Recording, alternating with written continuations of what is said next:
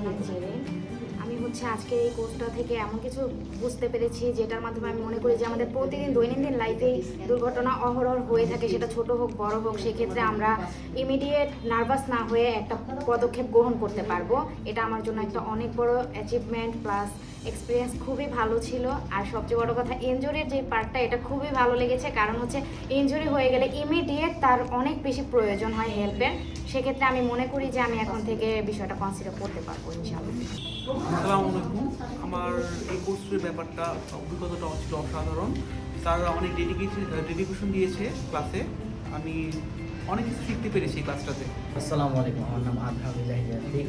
আজকে কোর্স থেকে আমরা সবাই জানতে পারলাম যে বাসায় বসে কিছু প্রাথমিক চিকিৎসা আমরা দিতে পারি এবং নিজেরাও গ্রহণ করতে পারি। তাই এটা আমার জন্য অনেকখানি উপকরণ হলো। আমি আজকে ট্রেনিং থেকে অনেক কিছু শিখতে পেরেছি। এর মধ্যে ছিল একটা সিপিআর, এটা আমার কাছে